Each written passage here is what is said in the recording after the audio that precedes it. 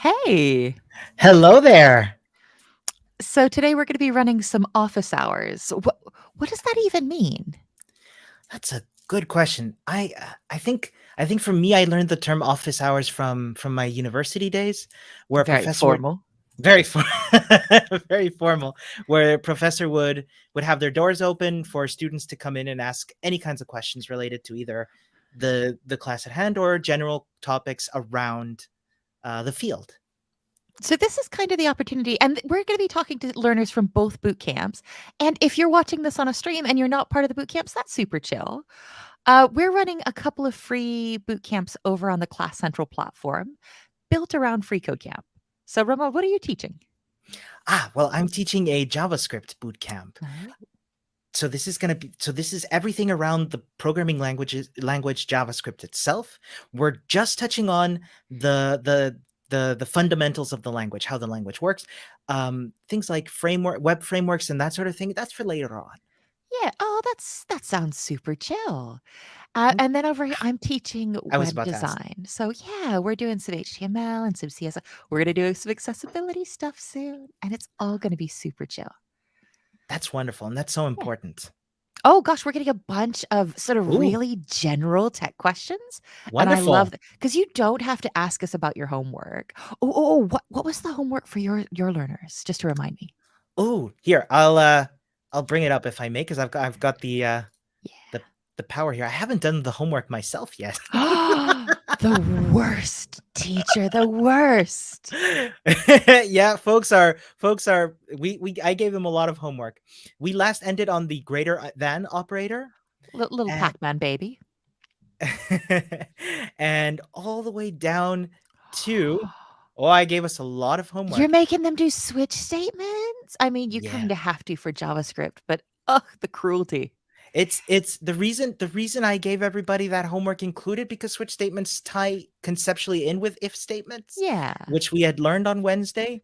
And so the homework is to go until we will start on Monday with build JavaScript objects. So really like a Cool. clean start. Can you take Yeah, a look at the beta, web development one? totally. And we'll go ahead come all the way to yeah, let's just take a look at the homework for my learners because 'cause I'm way meaner than you are. I highly doubt that, Jess. I was pretty So can mean. you collapse that? Because 'Cause I'm Yeah. having them do 3 projects this week. So Whoa. right, go all the way up? Oh, sorry.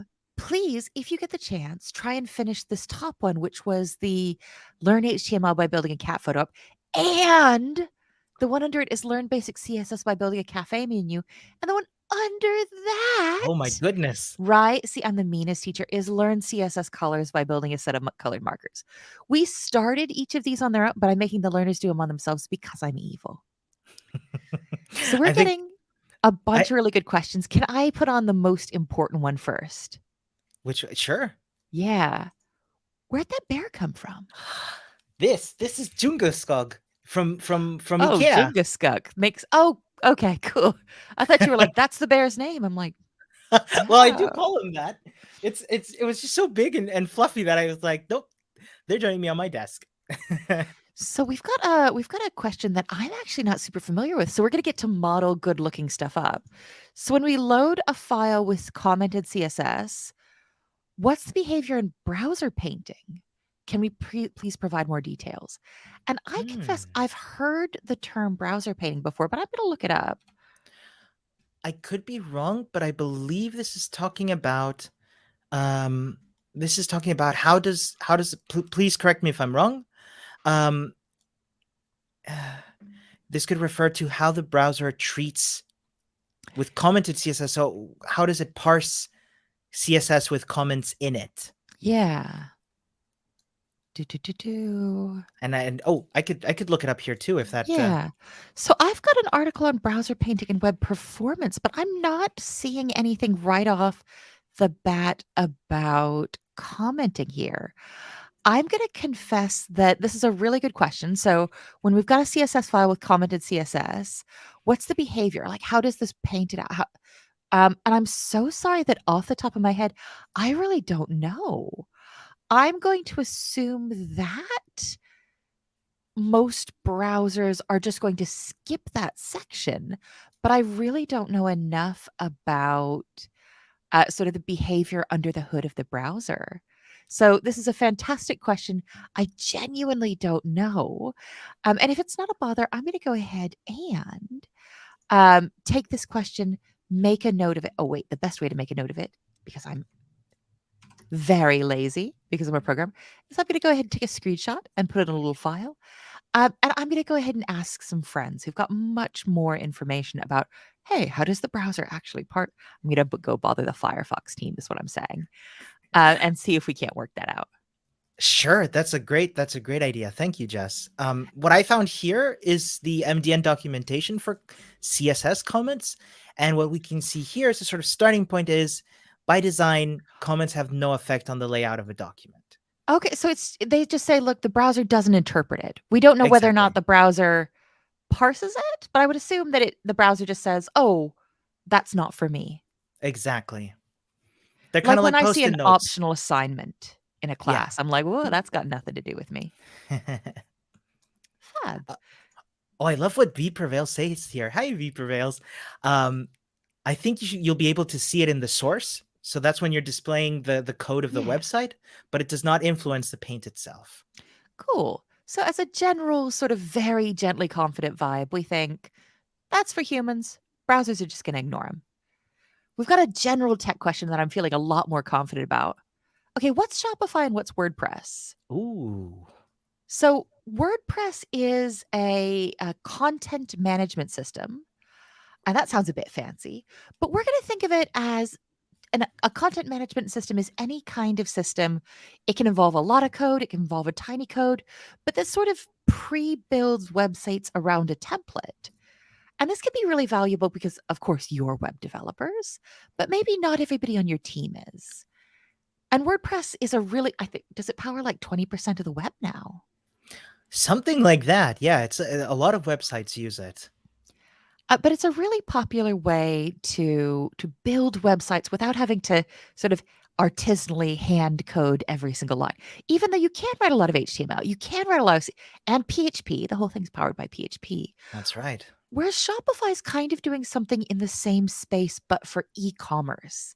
So you can build a shop using WordPress, and there's a bunch of plugins, which are like little attachments that attach onto your WordPress instance that can make it better for a shop. I think Magento is a big part of that.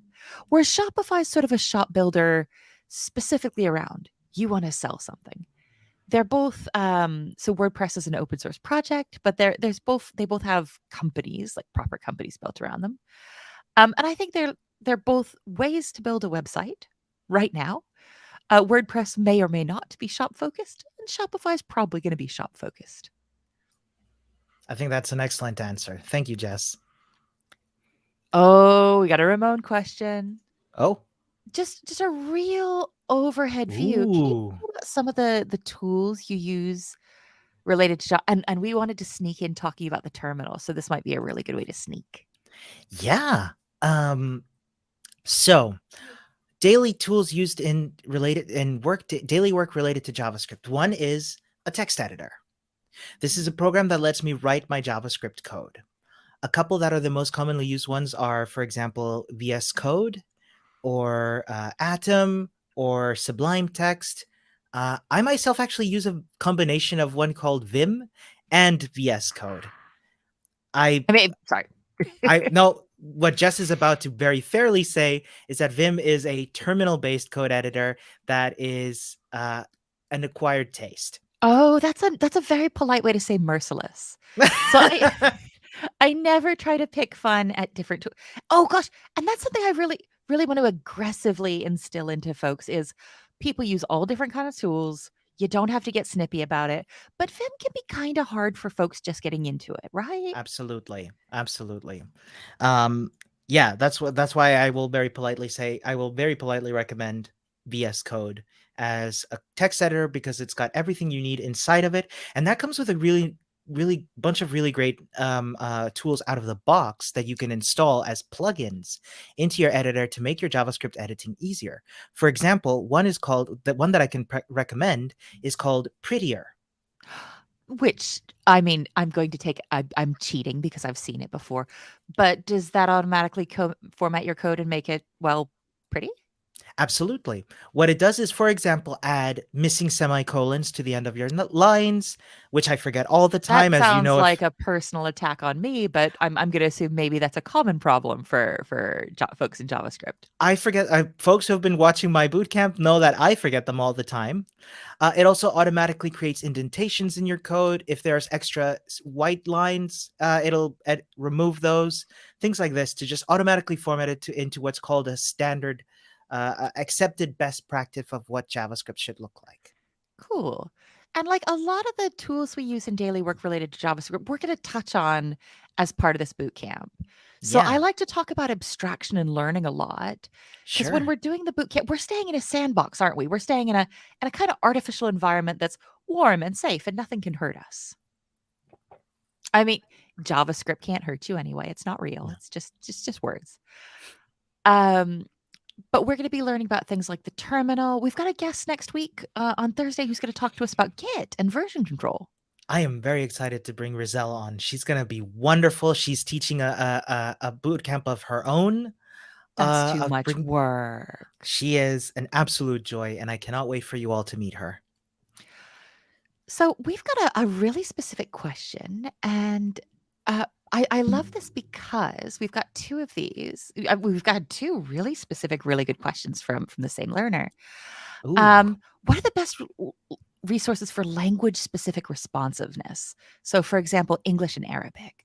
And I ooh. love this because this very rightly points out that the way we treat language isn't always the way we, yeah. So, I think we get really lazy in always thinking that the language is going to be English. And this is really, really useful. So, uh, if Ramona, I can get you to throw in, actually, I can. No, Uh, no, sure. Please. W3C on language. So the folks that are the bosses of the web, the folks who help us manage and understand how the web works are W3C. They're like the working group, and they've got a whole section on language. So they've got guides, they've got best practices. Sometimes they run online events. I would love to say, oh, this is the best way to handle uh, left to right, right to left. This is the way to handle various different kinds of languages, but I am absolutely not going to be the best resource for that. I'd come to W3C to start poking around just because they're super friendly. Some of their specs can get super intense super quickly, but check out the side. Declaring an overall language on a page. Yeah, I can do that. Yeah. Choosing language values. We've got a decent idea of, okay, cool. These might be for XML authors. I'm not going to smack talk XML, but we probably don't need to worry about that right now. Cool. Yeah. That was a I'm great gonna question. Thank I you. love these questions. I'm gonna come Yeah. way up. And some of these are judgment calls, a little bit controversial. So I'm like, yeah, right. Where'd it come? So I love this question on language specific responsiveness. Adore it. Okay, so hey, you're just getting started today, and this is a question about the bootcamp curriculum. We're on solid ground here. We got this. And you're having issues with step 15 Let's in have the a Learn look. HTML, the cat photo app. So while you're looking that up, I'm also going to talk about what do we do when we get stuck? Yeah. When you get Totally. stuck, you can ask an adult. But we're not going to have office hours every Saturday. Like it's going to get sunny eventually, even in England. I'm going to go outside. So you can ask an adult, and sometimes that can be searching online, going on DuckDuckGo or going on Google if you want to. So you can experiment. So you can just try a bunch of different things. And I often like to say get weird because getting weird will better inform that. Um, or yeah, we could go ahead and let's look at this together. So experiment, look it up, or ask someone else. And if you're part of the boot camp, you could do that in the forum. You could do that in the Discord. Everything's chill. I'll throw up that link. Yeah, everything's chill. So what we're Excellent. going to do here is we're going to Yes. make I've talked in the Web Development Bootcamp about the philosophy of rectangles, how all of your HTML elements are rectangles. Even the round ones are just squished rectangles. I love that.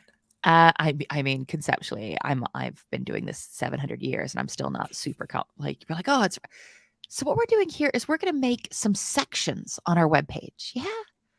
And we've already got one sort of conceptual big box on our website, which is the main element. So Which we've we got the see main. here on line 4. Yeah. And then inside that, we've got a bunch of other elements, a bunch of smaller rectangles. Remote, could you turn that H2? Can you add a background color of pink? And So usually we would do a background color in CSS. oh yes, like with the style tag, is that right? Yeah, just inline CSS. Let me go ahead and grab a link that explains inline CSS. Did you say pink? Yeah. And I just want to like this is not part of the assignment. I just wanted to show off. Ah, dang, it's a rectangle, even though it doesn't feel like it's a rectangle. So we could go ahead and get rid of that again. I just wanted to be like rectangle. So we've already got one giant rectangle, which is main. Can we turn main yellow? Just to, Totally. yeah. Oh, so here what we're doing is declaring a style property. I don't know if So we've we done that haven't yet. really learned about inline style tags just because they're really rare to do these. They're not best practices. And Absolutely. we're only doing them to sort of explain these rectangles. So main, if we scroll up and down, that's one big rectangle with a bunch of Yeah. other stuff in it. Cool, cool, And I cool. noticed that the cat photo app is not yellow, Yeah. and that's because it's outside the main section. Is that right? Yeah. So that's our header. We're chill. Awesome. Everything's chill. We're going to make some other sections, and these are going to be called section. We're going to use the section element. And what Yes. it's asking, if we look at our look up here, it says take all of the elements currently located in the main element and nest them inside a section element. Got it. I think this means we're going to have the main element, we're going to Yeah. start a section element, we're going to have all of our stuff, and then we're going to end our section element. So That'll be. nesting just means put this baby inside this other baby. So can we I do? notice.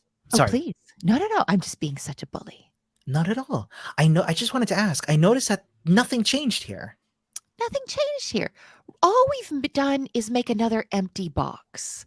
Why might this box be important? I can think of two reasons, but what do you think? Oh, what do other people think? Yeah, I can tell you. I can tell you.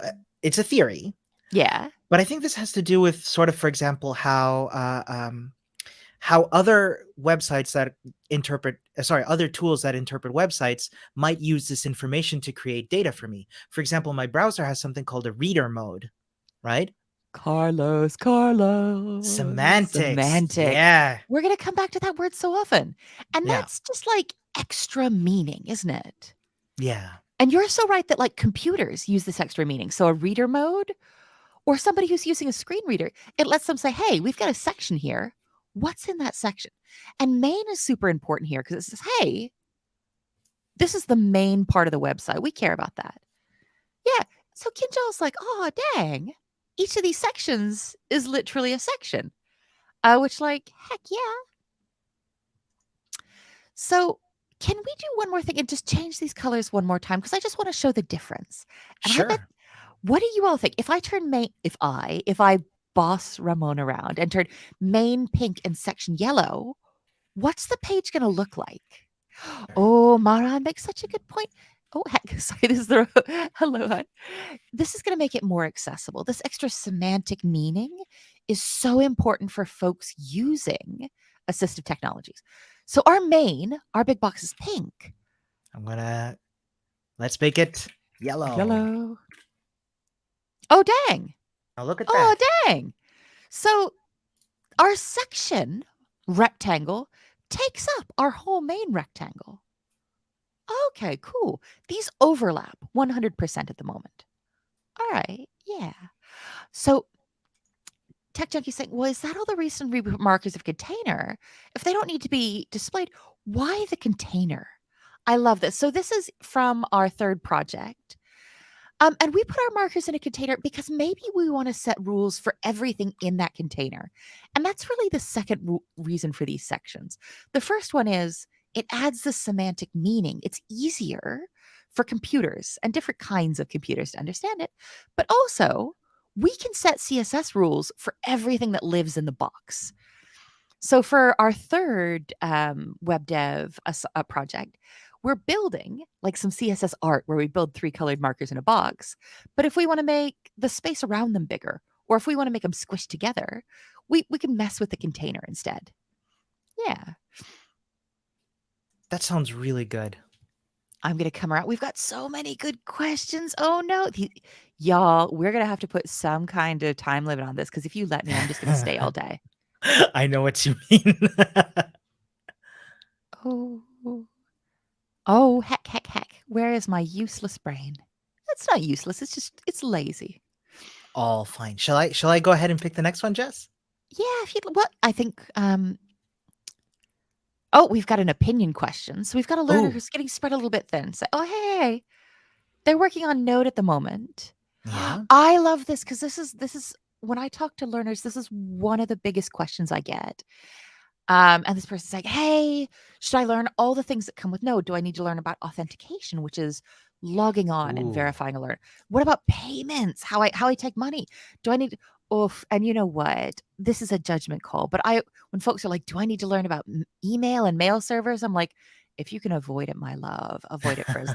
Like the one opinion based advice I will push on you is if you can avoid making a mail server, never do it. Or this person's like, should I go ahead and dive deep, or should I focus on React and like web design? This is such a tricky and important question because one thing that I know that happened to me as well when I was starting out my learning journey was trying to focus because in tech, especially as things continue to evolve and become more open, you have so many options. The Do you want to learn complexity, yeah. Yeah. Do you want to learn back end or front end? Do you want to learn HTML and CSS or JavaScript first? Which one do you focus on more?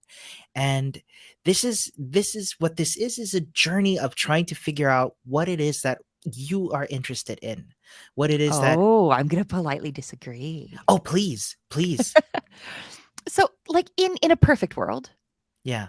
oh, I'm gonna learn these things I'm really passionate about. And we learned Thursday from Barbara and Zach that it's much easier for us to focus. But I might add, not disagree. So say, oh yeah, focus on either the things you're interested in or the stuff you can get paid to learn.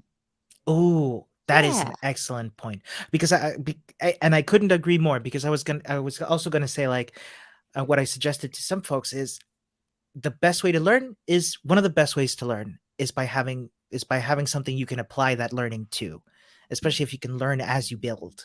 If you have a project like say the cat photo, this is why I'm so excited about this new curriculum because it's instead of focusing on specific lessons, it's going all in on a project and saying Yeah. learn these lessons as you do the project. And that's where you'll figure out what clicks. So I'm so sorry, G. We can't specifically tell you what you should learn, but I do want to say do I specialize? Do I learn widely? It's really about, hey, what am I seeing more opportunity? Am I seeing more open source projects that I want to work on that do, or I'd say much more valuably, the jobs I'm interested in. What are the common skills in these job listings? Are they all asking for React? All right, I guess. And even with that, I'm going to add that job descriptions are almost always terrible. You'll see like entry level web development, and it'll have like 45 bullet points, right? Yeah, and that can be overwhelming. Just look at the main ones. Say, okay, a lot of jobs in my area or a lot of entry level jobs are asking for React now. Maybe I'll spend a little bit of time on this. Yeah. Totally. I'm so sorry we can't tell you. And we've got another good generalist question. So are Ooh. free code camps courses enough to get a tech job or freelancing? Um, and the first thing I'll say is I've hired a bunch of people who self-taught through free code camp. So Oh, that's wonderful. yeah. Yes, but there we go. I'm gonna go over to the boot camps itself. Sorry, the Yeah. So when we think about sort of big, expensive paid boot camps, and I really want to stress, don't do them. Don't give somebody $20,000. Like spend that on I was going to say spend that on a house, and that's not at all how 2022 works. Spend that on, I don't know, like living for a year. That's so much money. If we were looking at an expensive boot camp, the things they're going to teach you might correspond to the first 3 free certifications here: responsive web Yeah. design, JavaScript, and front end libraries. But I'd add, if you go to an employer and the only things you've done are in these sandboxes, it's going to be really challenging. You're going to want to add some of your own projects in there. So stuff like being able to use Git, having Mm. built a website or a web app on your own. So I'd say the skills found in these first 3 certifications, plus doing some experimentation on your own, be it through open source projects, be it through paid work. One other thing I'm really careful to warn people about is it's hard to get your first job in tech, isn't it? Yeah. Totally. Um, and even though it's super hard to get your first job in tech, I'm sorry, a lot of people make it sound easy. You can do it. It's doable. It's just harder than it should be, really. But I recommend working a plain old tech job before freelancing for almost all people. Freelancing's hard to get clients, but you've got the additional complexity of a proper job. I'm a freelancer myself. A normal job, a boring job, will give you more space to learn generally and more support. That's absolutely true. One thing you always hear about freelancing, I can say this having been a freelancer myself for a very long time, is um, you're your own boss, which is true, but you're also your own employee. Ooh, oh, that's why I'm so rubbish at it. And you've got to send out bills. Nobody wants to send out bills. Absolutely. It's yeah. So we've got a bunch of really, really good questions. We're probably not going to get to all of them. And if we don't get to them, go ahead and chuck them in Discord or just the forum or the chatty do. It's a very technical way Totally. to do it. So we've got one that comes back to HTML again. Oh, heck. Oh, sorry. No, everything's chill. So, well, I want to move elements around my page. For Mm. example, I want a paragraph element to be in the top left of a screen. Do I use position left, right, or do I use margins? Um, Ooh. and the thing here is you can use both position left or right, or you could use margins. But I think what I'd probably like to recommend looking at, and don't worry about this is just previewing it, is thinking about using either Flexbox or Grid. And Ramon, back me up because I bully my learners about this all the time. But like, there's a lot of philosophy in there's a lot of weird philosophy in web work, isn't there? Totally. And things have changed monumentally in the last 10 years or so. Flexbox and CSS didn't exist when I started out. And these Uh are like conceptual models. These are totally. philosophical ideas, but that have a technical model as well. So I'd recommend taking a look at. So the best way is the way that works for you. Totally. But we're going to learn about CSS Grid and we're going to learn about Flexbox, and those might be the ones I'd steer you towards. Absolutely. I think that's a great response. Yeah. Oh, so when we start to comment something in CSS and then comment the whole block of code, including the comment itself, oh yeah, cool. It doesn't do a nested comment. So if I put a comment inside a comment, the start of the first comment and the end of the nested comment will. Yeah. Do what I want to take? Can you Yeah. open? Yeah. You read Anything? my mind. Yeah. If you head down into the second project, it'll give us some Mhm. CSS to play with. Wonderful. First lesson is fine. Third. Third. I think they just have. Oh no, maybe fifth or sixth. They Okay. keep us in HTML for the first couple, maybe Uh, seventh or eighth. yeah, let's go. Ooh. Oh, we're still Let's go in down a HTML. line or two in those lessons. Yeah, let's go to 17. So so how do I fix this? Cool. So if you go up to the top, yeah. So let's get rid of the index.html there. Got it. Ooh, that's fancy. How do Okay. I nest comments inside comments? Babe, you don't. I'm really sorry, Jess, but I don't remember how to do comments in CSS. That's Could you please okay. remind me? I'm pretty sure it's the star and the line thing, isn't it? Like this. Oh, yeah, that looks good. Yeah. It turns green, doesn't it? So we've got us. So yeah. Can you go ahead and put a multi-line comment inside that comment and see what it does? Because it's going to break.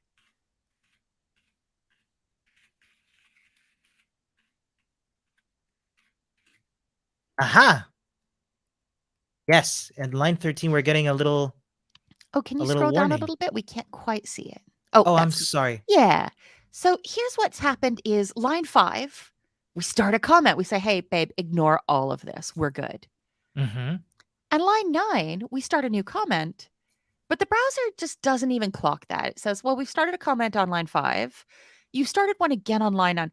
I'm going to assume that's an error. That's like a human mistake because you wouldn't admit you don't mean to start 2 comments. We're already in comment mode. It's chill.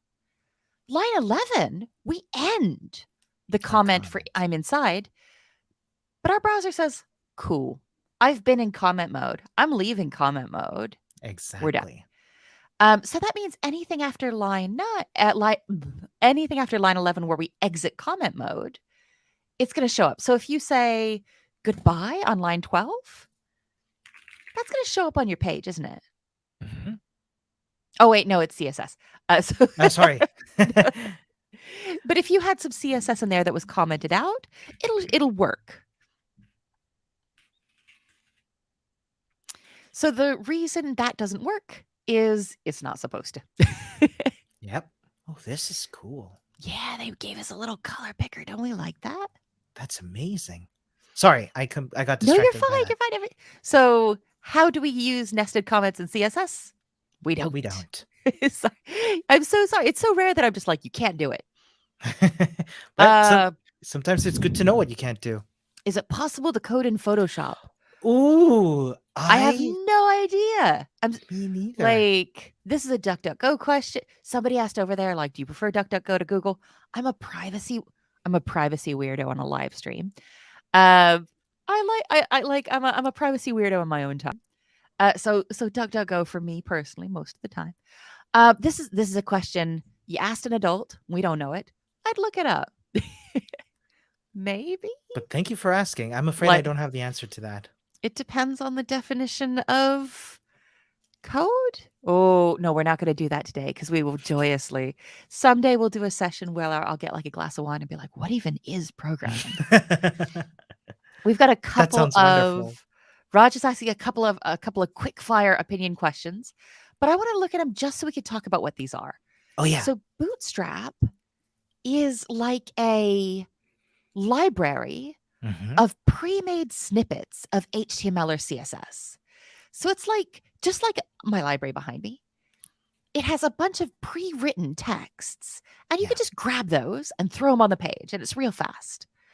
And Tailwind is a sort of like a similar thing, but for CSS. Yeah, I think that summarizes it very well. Both are very, very commonly used libraries for making quick prototypes of websites. And Bootstrap used to be really popular on websites like in production. Yeah. Maybe still is. And Tailwind seems to be a little bit popular now. Ooh, Tailwind folks need to yell at me.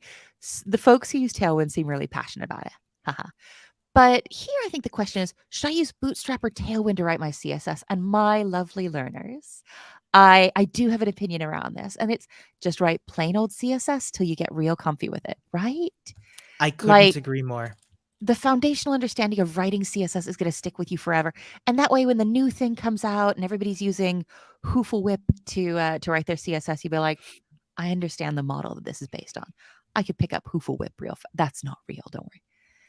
And when you run into Hoofle Whip troubles, then you'll understand what's going on in the background, which is the most important part. And sometimes you'll hear the phrase under the hood. And that means like closer to the fundamentals that build something. Exact same here. React or Angular. React is a framework, so a way of writing JavaScript. And it kind of feels like its own language, right? A little. It's definitely React I found to be quite popular nowadays.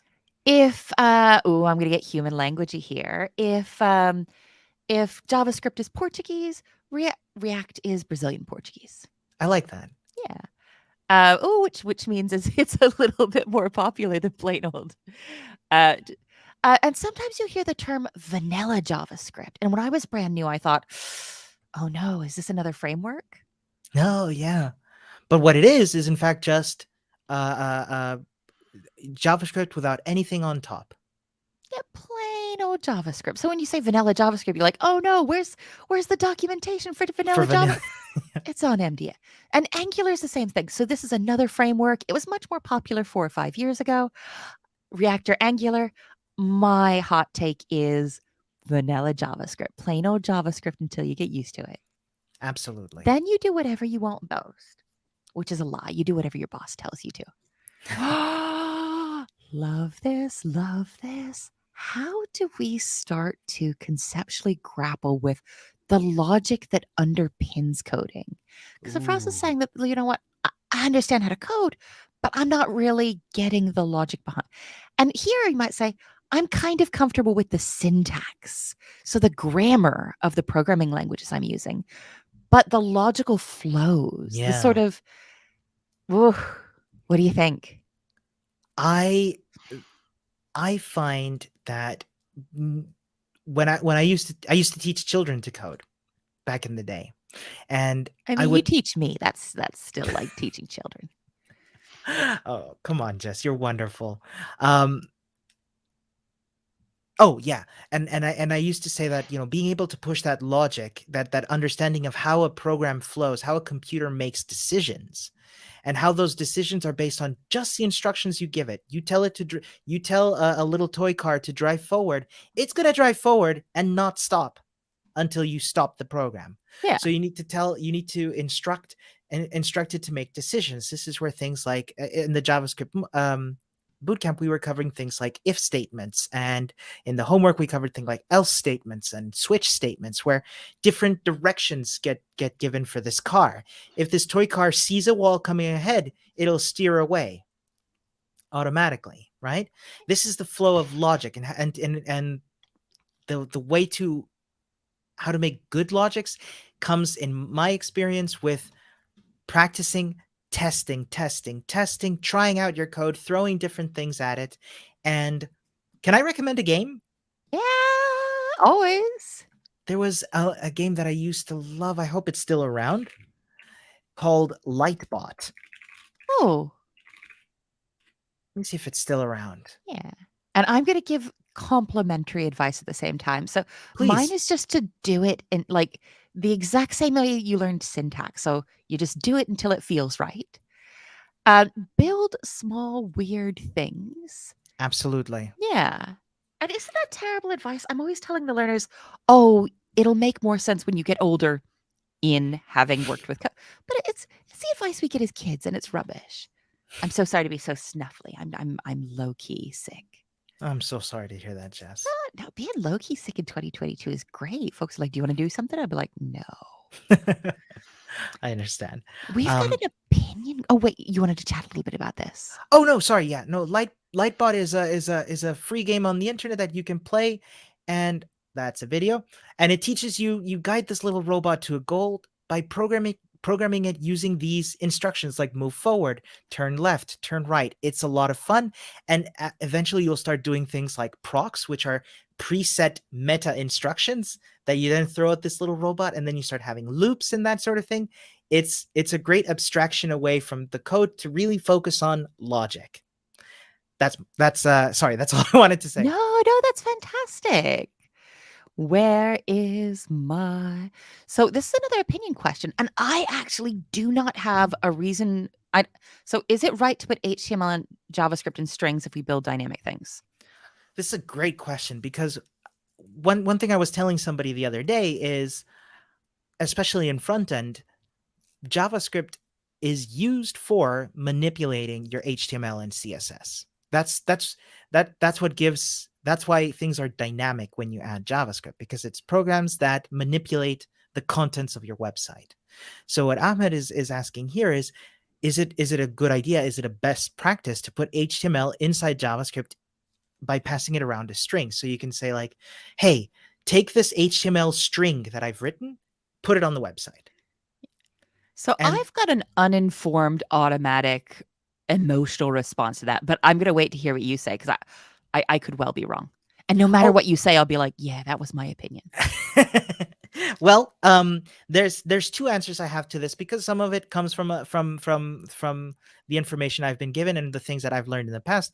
The first is, be wary of it, because if you're putting contents into JavaScript and having that dynamic nature, sometimes this can be used to manipulate your website in nefarious ways. If somebody Ooh. gives you a bad sometimes you'll be given an instruction like, hey, open up your dev tools and paste this in. This is Oh, generally a yeah. bad idea. And we Sorry. don't signpost, at least I don't signpost that enough because, like, oh, we're going to copy this and move it over. Really getting to learn when that's a bad idea Yeah. is super important. I don't do enough of that with learners. Same. Don't trust people on the internet. Absolutely. At the same time, however, a lot of frameworks, I believe, like Java, like React JS, like Angular JS, do this to have that dynamic nature in their websites so that you don't have to worry about passing around HTML strings. Yeah. That's my two answers to that. But I'd love to hear Oh, your opinion, Jess. my sort of emotional take is, oh, cool. If this is something where this is really the main driver for how your website is getting built and served, ooh, I've got a philosophical set of wobblies in response to that. So I think the at least for me, and again, this is opinion based. I bet there's some Totally. best practices out there, but best practices are just crystallized opinions, aren't they? They're official opinions. Um, if say, oh, we're using JavaScript to inject a little bit of HTML here and there, I'm like, all right, if you gotta. But oh, hey, we're putting HTML in strings in our JavaScript and really serving the website there. I'm like, doesn't that feels real far from sort of the way websites and web apps were sort of designed to be built and manipulated and served. So I'm a lot more hesitant around there. When you talked about JavaScripts to manipulate, to move, to change, I really like to also, I like to keep JavaScript as streamlined as possible on websites. Absolutely. Like, if you can do it without JavaScript, it's not me being bad at JavaScript, and I'm bad at but it's more lightweight for your users, there's less to load, but whenever possible, use the most do you know Bruce, came to speak to our last boot camp, and Bruce had a really good take on this. He said, "Built in beats bolt on bigly." I'm gonna bully him. I'm gonna bully him right now to see if we'll get him to come back and talk to the learners. That And sounds what that means wonderful. is whenever you can use the default way something's supposed to work, do that. Yeah. You bring up such an important point, Jess. One thing that I see happening quite often nowadays is that websites, a lot of websites get built with JavaScript in mind first and HTML and CSS second, where even if they're just a static website that don't have any need for JavaScript. And when I say static, I mean like the contents don't change. Yeah, yeah, yeah. Um, there's Oh, no yeah, need because there's to no need have for that. any JavaScript there. Absolutely. And I know it sounds weird coming from me doing a JavaScript bootcamp, but what I'm saying is if you're making a static website, stick with what's needed for a static website first, which is your building blocks, your HTML and your decorations, is that correct? Like Your CSS, like the style the rules. style. Thank you. Love it. Yeah. And if you need any dynamic nature to your for your website, then you can bring in the JavaScript. That's my advice. Yeah, whenever possible, use your HTML for the stuff that's on your website, use your CSS for your style rules, and JavaScript to make stuff move. That's perfect. Yeah, so stuff, style, go. Love it. I have a What do we have? question. I'm excited. I mean, I'm excited about all these questions. I'm so sorry we're probably not going to get to do all of them. Ida's asking, well, how do I know when I'm ready to contribute to open source? It's scary for a first timer. I feel like I'm never sure if I'm going to be ready or not. Ooh. This is a fantastic question and one Right? that even myself, even though I've been doing open source for a long time, I sometimes feel intimidated by open source projects as well. This is just me personally. Um, but but I want to what I really want to say is how do we know if we're ready to contribute to open source? Hmm. Would it be would it be Oh, sorry, Jess. I don't want No, to. no, no. So I think you're probably do you want to go ahead and open GitHub and take a look at Sure. Yeah. So my advice around this is you want to find the snuggliest open source project possible for your first interaction. And I think we're Absolutely. probably going to head to Free Code Camp, aren't we? just Absolutely. because it's already we're using them to learn. And they're really famous for being Snuggly as an open source project. My advice is, and nobody's going to hurt you. Nobody better be mean to you on the free code camp. Yeah. Like I'm going to show up and take their lunch money. Just do you think we Um, should, sorry to interrupt. Do you think we should cover what GitHub and open yeah. source are? We let's yeah, really high level on that. Sounds good. Oh no, how can we explain what GitHub is? I used to say it's like Flickr for your code, and then somebody putting it out that Flickr hasn't been a thing for 10 years. Is it like TikTok for code? Because you can share and remix stuff? I'm old. Someone help me. Can I get someone in the chat to help an old woman out and give me a sort of, oh, here's a simile for what this looks like, a metaphor. I'm extremely uncool, so I can't really vouch and say that sounds right. But from what I understand of TikTok, that actually sounds pretty good. Where you can take an existing piece of code that somebody has put up, like free code camp here, make your own copy, make some changes to them, and then present them to free code camp and say, hey, I've made these changes. Maybe they can make free code camp a better experience for everybody. So Fatila's saying, can we think of it as sort of a public Google Drive? And this feels really good. So Mm, it is like a public space. It's a public big it's a public locker for your code you can put up. And then you can also borrow it. You can make a copy and take it to your locker. And you can also give changes back. yeah, Yeah. I So like that. Snowmoss is saying, yeah, it's a place to keep your code and share it with everybody. You can also borrow other people's code. Uh, Somebody is backing me up to say, look, Flickr for your code is pretty accurate, but like, I don't think Flickr is even running anymore. Like the internet keeps changing. So it's sort of it's sort of like a file space for it, but you can Yeah, edit and remix. You know, my homework after this is to go hang out on TikTok to be like, is this how TikTok works? Because you don't really get a file space, but you can go and get other people's videos and add to them and put it yeah, back on your namespace. yeah, Yeah. So so GitHub is it's a version control. So if you're working on something by yourself, it also lets you go back in time and fix changes. So it's like a totally. time machine. It's like a shared drive. And it's also like a collaborative workspace. Isn't that super weird? Yeah. And we're gonna learn, oh gosh, what's open source then? Ooh. So, I'm going to completely mess this up.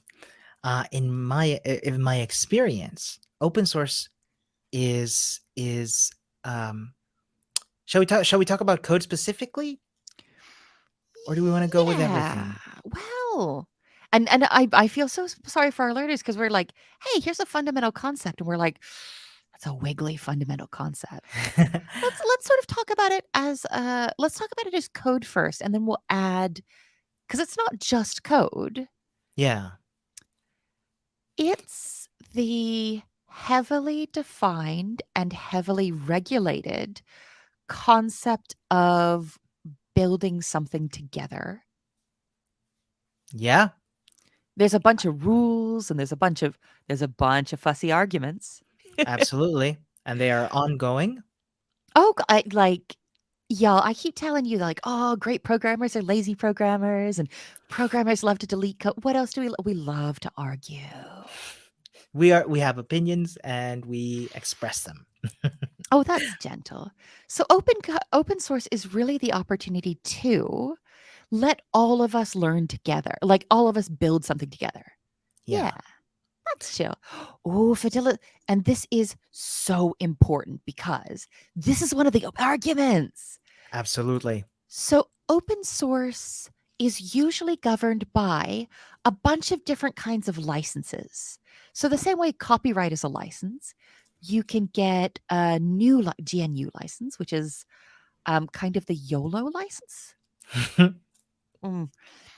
Or you could get an Apache license, and all of these licenses are written by different organizations, and they all have different rules to say, well, with this code, you could do this, but not that. Yeah. But they're all governed by a couple of different open source boards. So the OSI, I think, Oh is yeah, generally looked at as one of the big folks who adjudicate what is and isn't open source. But yeah, it's like copyright free, except it's not. You're like, yes, but no. So they have their own licenses. Yeah. You can't their do own set of anything rules. you want with it, but it's generally a lot more permissive. You can usually, I'm going to be, you can almost always see all of the code with almost every open source license. And there's Yes. so many of them that I have to say almost every. You can almost always make your own copy, and you can almost always change it. Yeah. Sometimes you can sell it, sometimes you can't sell it. Sometimes you can make your own thing for free.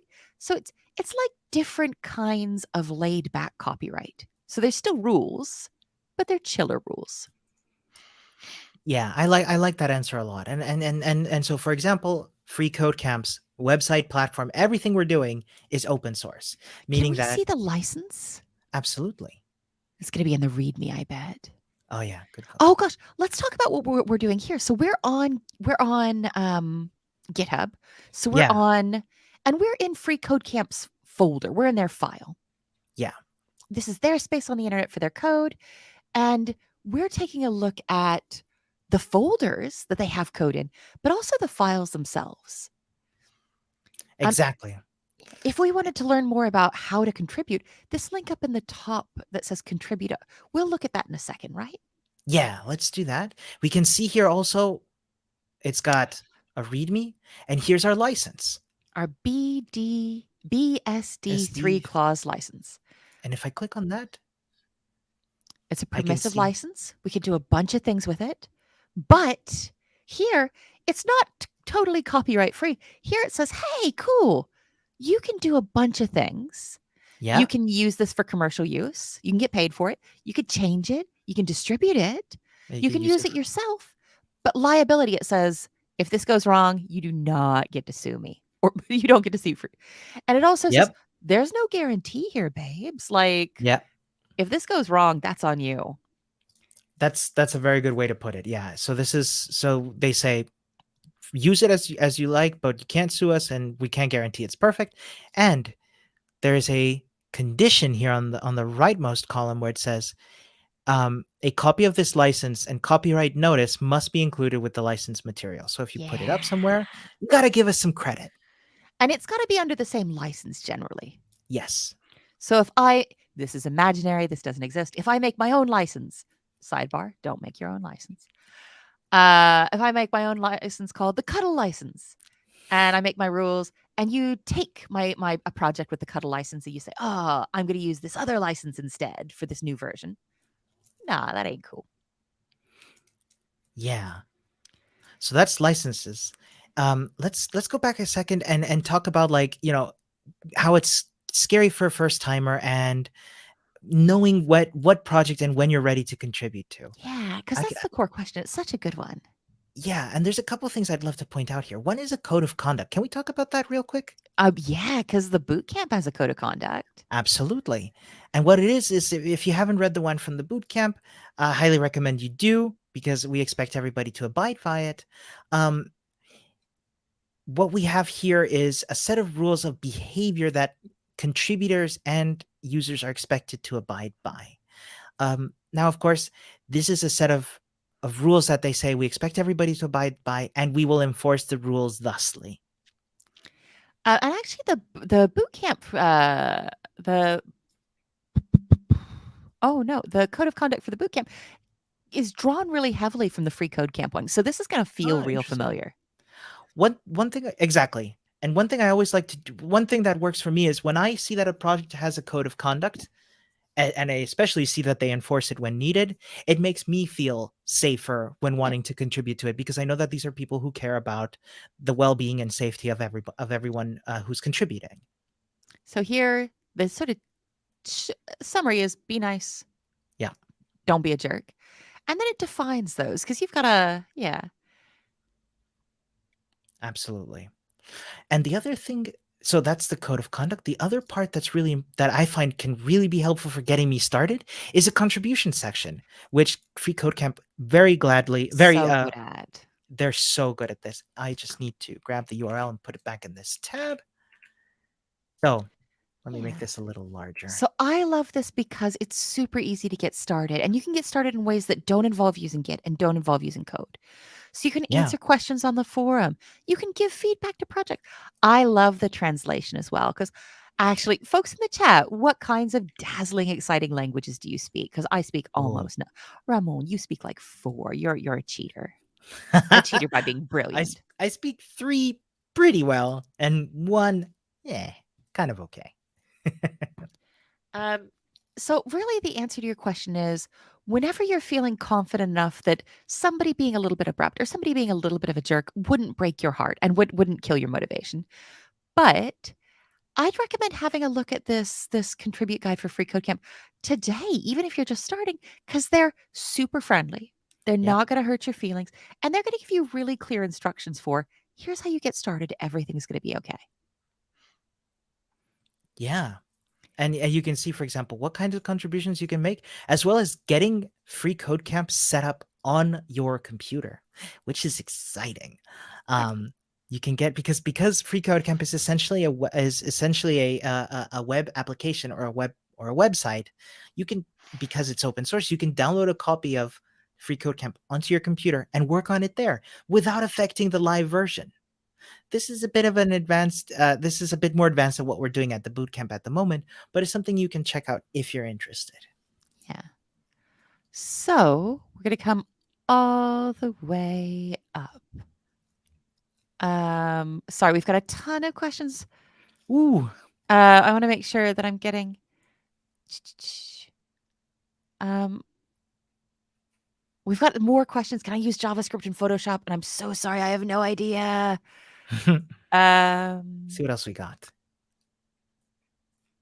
Do, do, do. Oh, can I pick one, Yeah, Jess? obviously. Sahil here asks, how can we choose the right CSS That's what units I for was building? looking Oh, for. really? Because somebody else asked the same question in a different way. So, and this is hard because it's like, how do I pick the right tool for the job? Yeah. First, let me get a cheat sheet for CSS units. Oh, great. I'll paste it. I'll put it in here and we can all take a look as well. Okay. So we've got, here's a CSS units cheat sheet. Wonderful. And we could talk about this a little bit. Yay. How can I grab that I've gone URL? ahead and put it in the little, I put it in our Thank you. secret chat. Thank We've got a you. secret chat for streaming where we just, if you hear me tap, tap, tapping, it's like, oh my God, the letters are so nice. They're so good. So it's generally, so you're going to be mixing and matching these. It's going to be the right one for the job. Mm. But one thing I'm going to point out is, numbers like some of these are kind of unusual, right? Yeah. So Let's see. the We've data got. Sorry. types, we're okay with that. It can be a whole number. It can be a decimal number. It can be a dimension. So that can be the length or angle. I don't think that's what you're asking. I think you're asking, what kind of units should I use? I think these are the ones. Yeah. And like, you can technically use centimeter, millimeter, quarter millimeter, inches. I've never seen those used in projects. Me neither. Yeah. The one I mean, they sorry. exist, but like, oh, cool. Most of these units are more useful when used for print. And I thought they were telling, yeah. Interesting. The only value we're going to commonly use is pick. Can we scroll up a little bit? So these are relative. When we look at our absolute units, so an inch is an inch is an inch, no matter where you go. The absolute unit we'll commonly use is pixels. A pixel is a pixel is a pixel, which is an itty bitty dot. Yep. And the relative units we use a lot. Yeah. That's what And, I've seen too. and these are important because they're good for responsiveness, aren't they? If I say I want something to be 40 pixels to the right of the start of the viewport, that's great on a computer. That sucks on a phone. Mm. And you and I think the most commonly used one for that I've seen is EM Yeah. relative That's to the font size. Yeah. about the size of a line of regular old text. I'd had percentages too. Percentages I see a lot. True. Yes, Yeah. absolutely. Um, Jess, So, I found an answer from from a different question, if I may share it, yeah. from Pekka, who shares that Photoshop supports scripting in 3 scripting languages. Fab, because we were just like, "Oh, we don't know. Please don't ever ask us Photoshop questions." And Pekka's just like, "I got you. Everything's fine." Yep. Yes. How terrifying. Photoshop is already so complex and exciting. Respectfully, this has really redoubled my commitment to never ever open Photoshop and instead to be very, very nice to the designers I know. But thank you very much for giving us that answer. Yeah. So you're going to mix and match a bunch of different ones. Generally speaking, and it's so rare to work on a project all by yourself, isn't it? Sort of in the world of work. So use the units that the team is already using, and go ahead and experiment and get weird. You'll usually be using stuff like pixels and M and rem, Yep. but percentages will come up a lot too. Yeah. Oh, I think I've seen the viewport width and height as Oh well. yeah, of course. You know what? When in doubt, if when Ramon and I disagree, always go with what Ramon says. I I don't know about that. So we've got a couple of questions that I really like.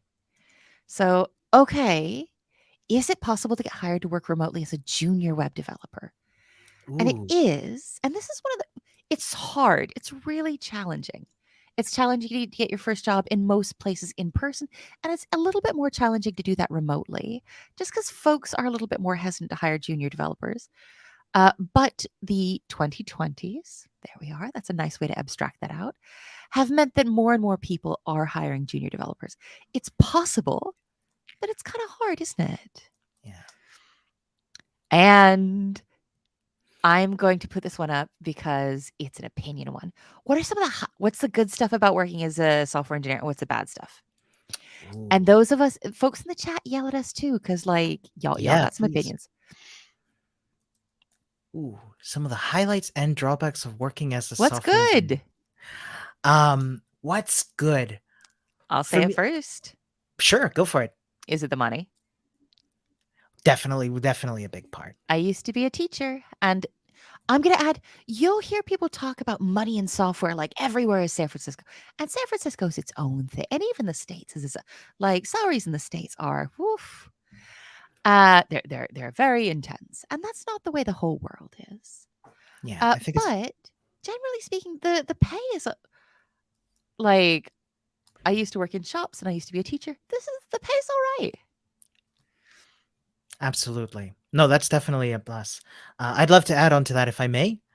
Um, Another plus for me is from a 2 that I've seen that really cover it for me are the ability to create, Yeah. the creativity of software where I have an idea and it comes to life is something extremely gratifying for me from a working perspective. Um, Another highlight would be problem solving. I like problem solving. I like when I see something. When I started out, a lot of my work involved fixing little bugs, and this Oh, was so exhilarating for me to be able because I felt like I was knocking them out real quick, just being like fixed, fixed, fixed. Um, and I had one more, and I'm blanking. see, because Sorry. yours are all like the nice, sweet, like creative, and mine are really practical. Where I'm like, hey, getting your first job's really hard, but what's really nice is your second job or your third job, the demand's really high, so it gets Yeah. easy relative to other kinds of industries. And we live in a world that's incredibly unequal. So if I said, "Oh, it's so Yes. easy to get your second job," that's not fair and that's not accurate. It can be more challenging depending on your region. It can be more challenging, like discrimination is real. It can be more challenging depending on your demographic. But it is often easier as an experienced software engineer to find work or to find new work than it might be in different fields. Totally. Totally. What are some of the Oh, there's too much to learn. Everything changes so fast. Yep. Yep. I feel whoo, what are some of the The drawbacks? drawbacks. Folks like to argue about stuff that doesn't matter. Yes, it can be very easy to get caught up in that. Absolutely. I find, especially at the start of my career, I found that getting stuck in a problem was extremely draining and demoralizing, where I just spent like a day, 2 days trying to figure something out and nothing makes sense. And I start sort of collapsing in on myself. I've had this a lot of this happens to me to this day sometimes where I'll just be stuck on something for ages and I can't find my way out. Of course, when I finally do, it's wonderful. Um, but it's also Yeah. it's also yeah, it's also that's something for sure. Fair. So the good things, beautiful, interesting, creative answers from Aron. I'm like, the pay is okay, and you can get a new job kind of easy. So I'm very much a pragmatist.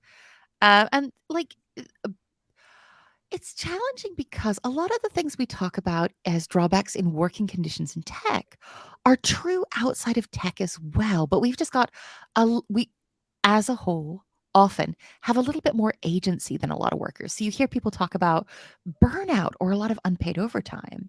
Yeah, And I'm like, that happened as a teacher. Whew. But it's a little bit more difficult to just go and get a new teaching job. Yeah. understood. Yeah. Cool. Thanks for that question. What other questions we got here?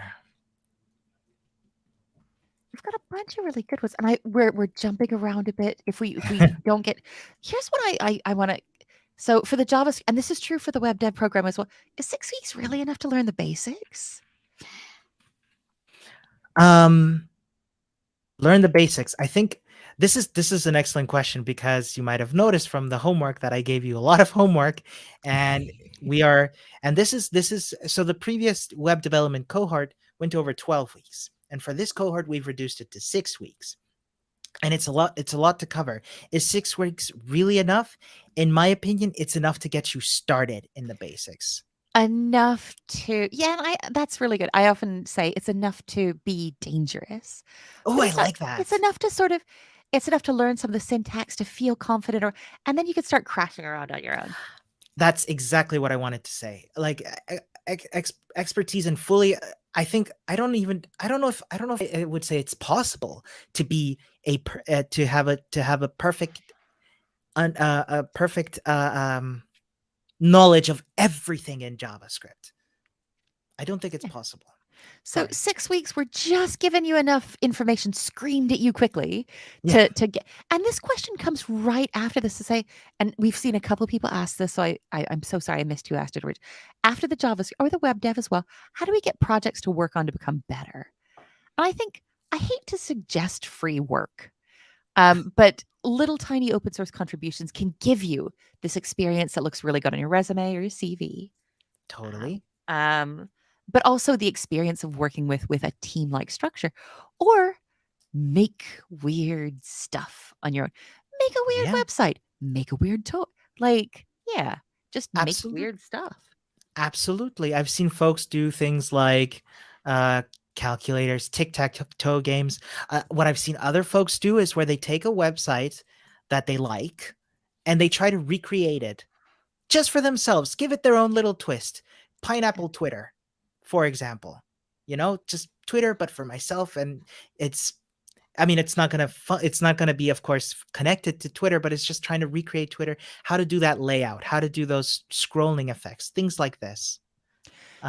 Yeah. So we've got a question, and Rajesh had first asked, "Oh, should I be a data scientist or a software engineer?" And just saying, like, "Hey, look, there's a bunch Ooh, of different fields that draw on these fundamental programming skills we're talking about. How do I choose my career? Can you? We abs lovingly and affectionately, I can't guide you. me neither. So I really recommend taking the job. So taking the job apply for jobs that your skill set will let you enter. and then learn more on the job. So coming in and saying, hey, I've got some of these development skills, getting a junior developer job, you can still go ahead and move into data science from there or move into UX from there. For me, the world, like we exist within capitalism. Um, I often say, take the first job that doesn't suck or that sucks the least. Not very hopeful about jobs in general. Take the job that will suck the least, that will pay you to continue to learn, and you can specialize as you get experience. Yeah. So I don't know. Whoever wants to pay you. That's a good answer, and I couldn't have put it any better myself. So we've got a bunch of good questions. Okay, so Kinjal's asking, hey, when we're talking about open source contributions or creating stuff, should we be doing that at the same time as the boot camp, or should we just do the boot camp and chill? I got a personal opinion on that. I'm not sure I understand the question, I'm afraid. So I'm we've been sorry. talking about, hey, don't just do the boot camp, also do creative things. Yeah. And I think this question is asking, oh, cool. These other creative things you're talking about, should we be trying to do them at the same time as the boot camp? Oh, Because that's a lot. absolutely. I would say this is what we're trying to do with this boot camp is to is we're moving pretty fast. Some folks have definitely have definitely noticed this. We're not moving slowly. We are learning a bunch of stuff. The great thing is the videos are recorded, so you can follow along. You can then go back at your own pace and and go through something that you might have missed. My point being, uh, if you're constrained for time, I would recommend not worrying about making creative stuff yet. At the end, like for each bootcamp, for both bootcamps, we'll also be doing projects. So there's going to be some opportunity to sort of go beyond just the fundamental concepts. We'd encourage you to get weird, but you don't have to get weird right now. Yeah, Yeah. Like life is busy and stressful enough. Get weird in totally. 5 weeks. So Sebastian's asking a question we've seen a lot on the forums. Okay, cool. So what's happening next with the boot camps? I hope it's not overstepping to say we want to keep doing these, Yeah. but we don't have another date set. Yeah, so we'll get these sort. And Kinjal's okay. So Kinjal's saying, so we have these 2 boot camps. Oh yeah. Oh, cool. So when do what we learn from the boot camps connect? Oh, this is such a good question. Yeah. Would it be fair to go back, Jess, and look at Free Code Camp again? Yeah. Well, I Because mean, you're driving. I'm not the boss. yeah, but you're navigating. Oh, we should cover that as well. We'll talk about pair programming. Yeah. So we are currently doing Yeah. the 2 of these. 2 of these. We're doing the responsive web design. We are also doing the JavaScript algorithms and data structures separately. Of course, if you've already done one, I won't totally do the other. And the logical next step, in my opinion, and something we'd like to try, is the front-end development library certification. In my opinion, this is where they're going to link up, right? Because front-end development, if you're not familiar with the concept, is making websites. Let's talk a little bit about front end and back end for it, and like full Yeah. stack as well. So, the front end of a website or web app is all the stuff you can see. Yeah. Yeah, totally. The back end is all the moving parts behind it. So that could be, and don't worry if you haven't heard these words yet. So the back end could be the databases or the servers or the Mm, application infrastructure that's doing stuff. If yeah. you've made a game, the front end would be the polygons and the shapes and the backgrounds. It'll be all the Mhm. stuff you can see. Whereas the back end will be all the stuff that's making you jump and all the logic. Yeah. Sort of like, for example, to go, if I may, thinking like, for example, the physics of how Yeah. how high you will jump and how at what speed you'll come down, how the light gets reflected around the game and stuff like that. Whereas the front end, as you correctly said, displays everything, also says, hey, a button was pressed. I'll Yeah. send that off. Yeah. So, oh, Letitia's asking a question like, well, why are so many people interested in learning to code these days? Ooh. And on the other hand, there are also rumors that artificial intelligence will soon replace programmers. Like, Ooh. and I think that Hmm. these questions are really closely linked together because, Yeah. I'm going to politely temper my criticisms of modern work. Let's be real gentle with this. So for people in many job markets, for a long time, productivity, how much work got done, was closely tied to how much you got paid for a long time. And then in a lot of Western markets, those became decoupled back in the late 70s, early 80s. So productivity has kept growing, but how much we get paid hasn't been linked to productivity. And people, I think a lot of people being interested in learning to code is tech roles in many Western markets have continued to stay more tightly linked to productivity. So when we talk about, oh, pay is relatively quite good in tech, my spiky, gently controversial argument is tech people aren't especially well paid. It's that everyone else has been sort of cheated out of Yeah. the what we would expect these other roles to be paid. So I think a lot of the interest in learning to code is, oh, hey, salaries are really good. Or I work in a field where automation, computers doing my job for me, puts my job at risk to say, oh, okay, Hmm. well, if you can't beat them, join the computers. That's an excellent answer. And I think I would have said Yeah. pretty much the same. And I think the idea that artificial intelligence will soon replace programmers, somebody asked if we have an opinion on low code. And I think these come together. I'm not super scared right now. So I think very generally, automation is coming for all kinds of jobs. Yeah. But there are roles in automation in tech. And somebody asked about for our opinions on low code. And I just want to get that so we can talk about what low code is. Because that is really automation and programming, isn't it? Hmm. And I think this will be a little bit reassuring.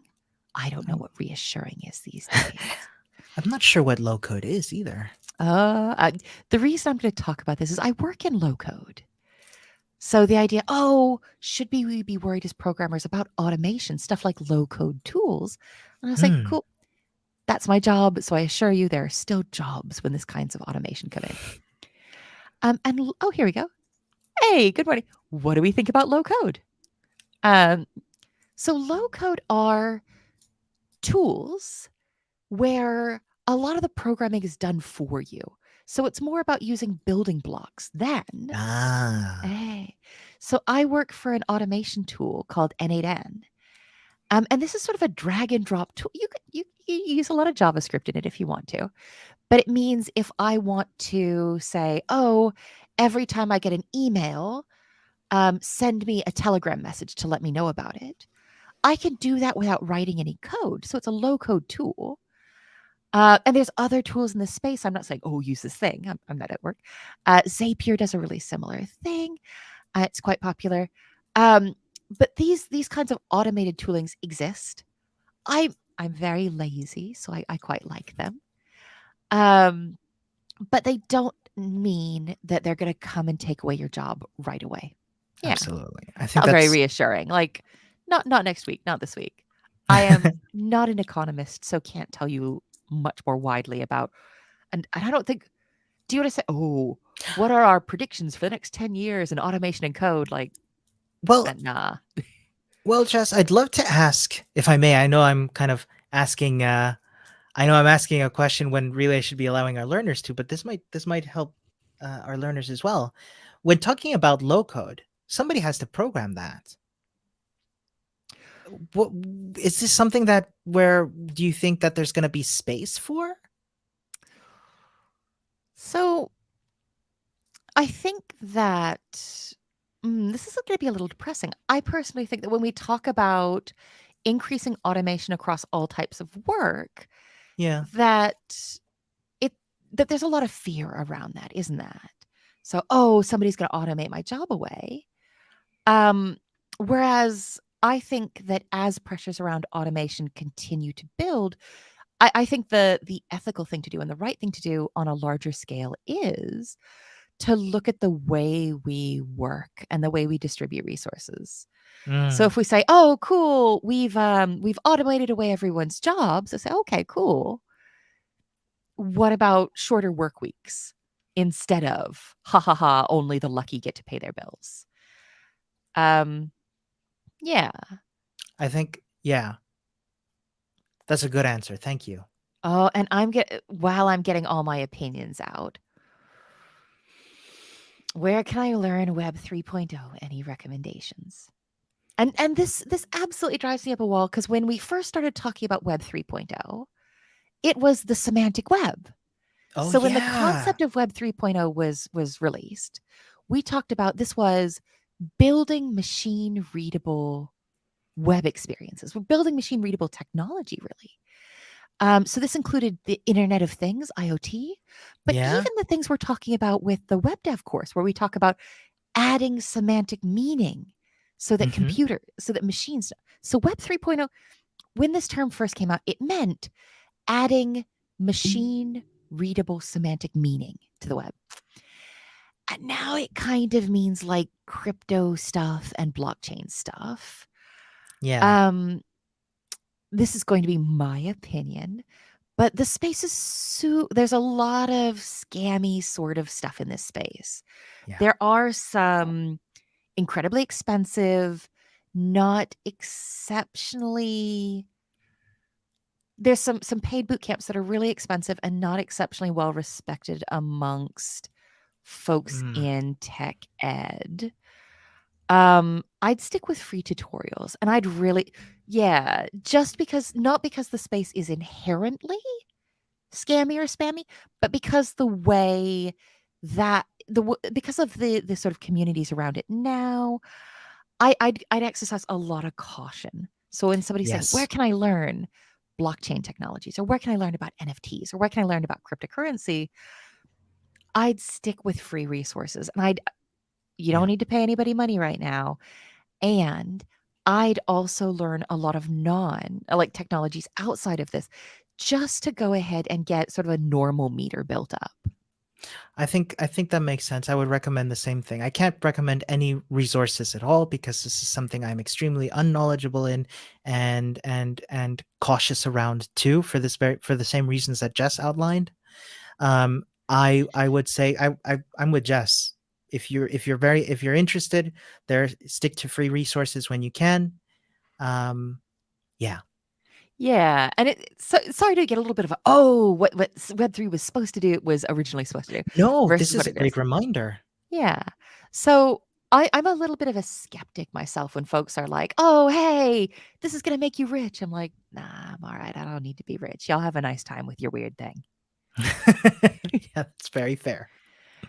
I mean, I hear that people who teach free education courses, we often just get rich, where it's like step one is teach free education, and then somebody just shows up with a big bag of money. Oh, cool.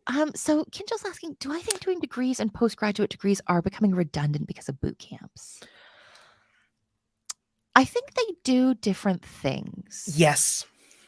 Sorry, I used to be a teacher before doing this, so I'm like, and I think, can we talk about hype in general? Sure. So I think one of the reasons that I'm so suspicious of Web3 is there's a lot of hype right now, right? Where folks are like, yeah, this is the future, get in now or you'll not make any money. I'm like, cool. This seems like a lot of people talking this up and there's a lot of pressure. And it's not just Web3. Hype is really prevalent on different types of tech. Do you remember IoT hype was a huge thing a couple years. Yeah, everything's gonna be IoT. And I'm like, I'm all right. I I think remember, sorry. no, no, no. I was just going to share, like, I remember in 2017, chatbots were all the hype here in Vienna. And and it was a hype. And I wouldn't say they're gone, but they're not the reinvented web that some folks thought it might be. Oh, yeah, where they're like, "Oh, everybody's gonna wanna talk to an imaginary robot." I'll be like, "No, I'm good. I don't." Yeah. So, I think there was a lot of boot camp hype for a long time where they're like, "Hey," and a bunch of whenever you see hype, whenever you see somebody pushing something really hard, ask yourself what they get. So if I'm trying to sell you expensive boot camps and I said, you don't need a degree, this is the future, this is going to replace degrees, I'd be like, yeah, but you're selling me expensive boot camps. So if I come out with a new sports drink and I'm like, yeah, this is going to replace food, obviously don't listen to me. But I'd be like, yeah, it's not. So degrees, postgrad qualifications, they involve things like a lot of work on theory. Oftentimes they are gatekeeping in the same way that paid boot camps be gatekeeping. I spent the money to be here. I've passed that bar. Yeah. Um, I don't think that degrees are going away anytime soon. But what I my own hype is stick to high quality free stuff wherever you can. There's so much of it out there. There's so much support. And the same way, hey, learn a lot of the fundamental technologies before getting really into Web3 spaces like crypto or NFT stuff. I'd say spend a lot of time with free resources learning the basics before deciding on paying for a course, or be it traditional or bootcamp. I couldn't agree more. I think I'd love to. I'd love to just add something, if I may, about universities and all of that. It took me, if I may share personally, it took me a long Please. time. Thank you. It took me a long time to appreciate what I was doing at university because I wanted to start working as a programmer, and what I was getting at a university was knowledge on how to research, how to the theory behind the concepts, the mathematics, the all of the lower level stuff that initially I wasn't really interested in. But as I went in my career, I started realizing, do you know what? I am curious about, for example, how if I want to display 3D graphics on a 2D screen, how does the vector algebra apply there? Oh no.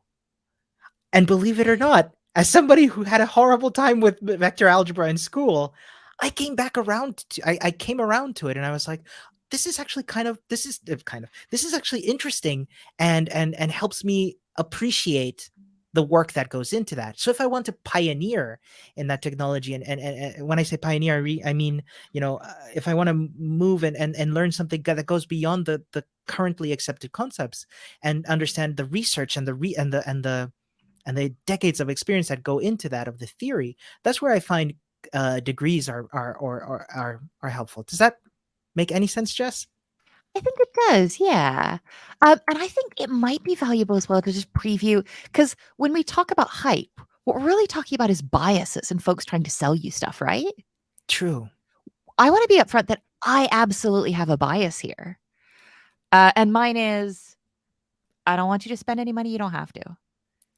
Yeah. So I'm like, stick Same. with free resources, and sometimes you'll see pressures from the industry. If you are looking for a job and looking for a job and looking for a job and you're trying for a year and a half, and people just say, well, we expect a degree.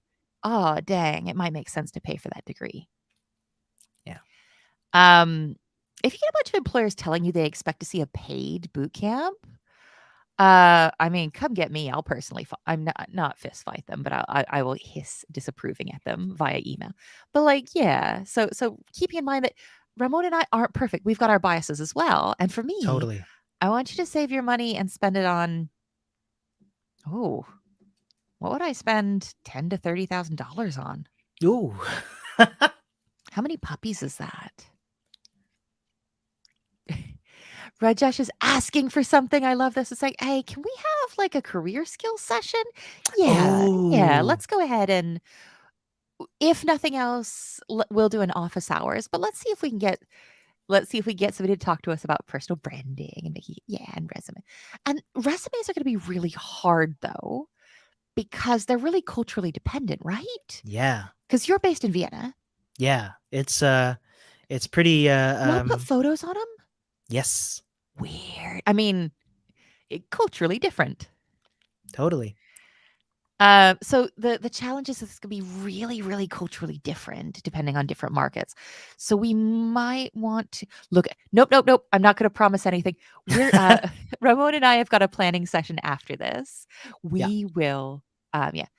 I was asking, hey, you know what? If we do these courses, can we apply for friend and intern? Yeah, do it. yeah, Whenever you're thinking about applying. So I think these skills are going to be a good fit for internship level stuff. But totally. also, the only thing you're spending when you apply is your time and energy. Um, any decent employer, you're never going to permanently disqualify yourself by applying too early. Yeah. A lot of big employers say you can only apply after 6 months or a year, but that's still fine. Yeah. It's not that long a time, especially if you're applying to lots of places. And it might make sense if you're applying for an internship or an entry level junior position to try at a lot of places. It's really tempting, if I may share, it's Yeah. really tempting to get emotionally attached to a job of your a position at a company of your dreams. I've been there, Yeah. and it's devastating when it doesn't work out. But that doesn't mean it's never going to work out. It just means not at this time. Yeah. And like, let's talk a little bit about rejection, right? Because Mm, because I was saying all it costs you is the time and energy, but like a rejection's a rejection's a rejection, right? yes. When I was first looking for my first job in tech, I kept a spreadsheet of every place I applied. I'm so sorry. I'm so sorry. I think I applied for like more than 130 places. Ooh, And now, because I'm an old lady and I'm saying, all it cost you is your time and energy, I've gotten really far from being empathetic with my past self because that was brutal. I was yeah, crying because people say, oh, it's so easy to find a job in tech. And they forget to say, oh, except for your first job. yeah. And it's and like you correctly said, it was the same for me, Jess. Like when I got rejected, even I remember I somebody approached me to apply for a job, and it was the first time I'd ever been asked if I wanted to join a job, and I was like, I felt so good about it, and Yeah. I completely didn't do well in the technical portion of the interview, and they told me that they didn't feel my skill set was high enough, and that Oof. hurt. That hurt. I was in my early 20s, and that hurt for ages. So that was 2, 3 years ago. More like 10. One thing, because people are asking a bunch of questions about getting jobs, and I think that's a big thing to talk about, is the people you're interviewing with or the people you're applying to, they don't always know what they're doing. Yeah. Yeah. Let's go ahead and let's set up a really distinct office hour session and we'll go ahead and do this towards the end of the boot camp and we'll start talking more about looking for work and what interviews are like. And I especially want to have a really dedicated chat about red flags. So when you just like, nope, Mm, and bounce. absolutely. Yeah.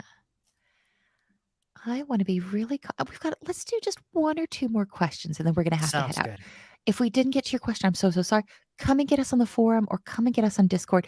And much more valuably, if you're on the forum or Discord, you're going to get opinions that aren't just ours, which Yeah. is usually, I mean, Ramon is obviously brilliant, but you'll get people who are smarter than me helping. Right back at you, Jess. Yeah. Oh, Fabio makes this is more of a comment than a question. And Fabio makes a really good point to say, do you know what?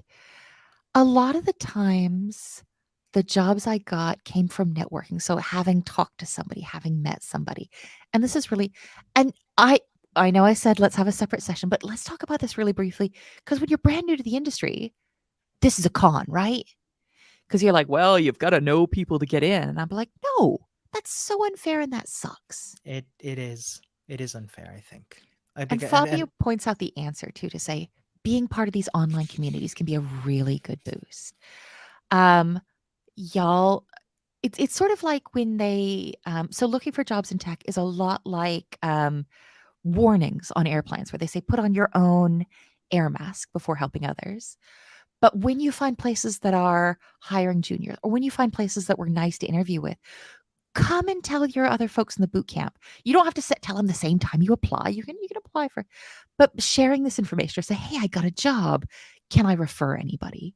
Is solid as heck. Whenever I hear about junior jobs, of course, I'm gonna come and tell y'all at the boot camp. Ooh, there's a okay, let's do one more question about jobs and then just because I think this is it normal on interviews if they ask about your age or nationality? It I'd depends love to how they do it, and it yeah. depends why. Yeah. I'd love to share my experience if I may. Yeah, Um, please. so I can't say anything about I don't know about age, but I can tell you about nationality and what my situation is. I'm a Chilean citizen living in Europe, which means that in order I need to have a valid work permit to be able to get a job in Europe. So an employer asking me for my nationality is legally required because the government needs to know that I am allowed to work here. That's my experience that I can share. Yeah, and I think so oftentimes and even with remote jobs, you will see nationality come up, and part Mm, of it is, do you need a visa? But some of it is, do we have the legal structure to employ you? yeah. There are a bunch of umbrella companies like remote.com or like Oyster or like a Deal, where Mhm. employers can hire you through those and they take care of the admin. Um, but age, I get a little bit weirder about. So that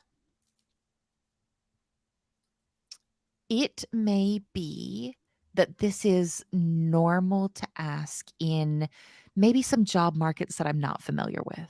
Yeah. I'd get kinda spiky. I'd see that as a red flag, an orange flag at best. So if somebody's like, "Well, how old are you?" I'd be like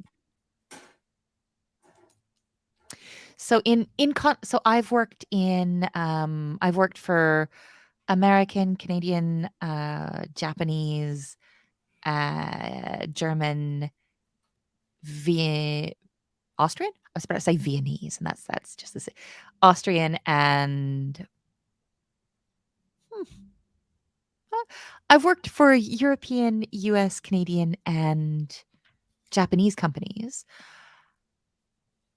And any of those contexts, I get a little bit huffy if somebody was like, "How old are you?" I'd be like, "Excuse me?"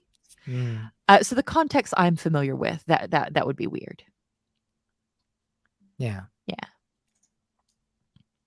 Oh, Kelly's is saying, "You know what? They asked this, and it's bad." Right? So this is something you might get asked. So if somebody's like, I've definitely been, you know what? I've been asked how old I am, and it always feels like it's a being a woman. I often find that when companies are asking, "Oh, how old are you?" It comes alongside questions like, "Oh, yeah, what's your family like? Are you married?" And a lot of that is like, "Hey, are you gonna have kids?" Mhm. Um, which is none of their business. Absolutely. And Because in many places sorry. many places it's illegal. Yeah. Yep. Yeah.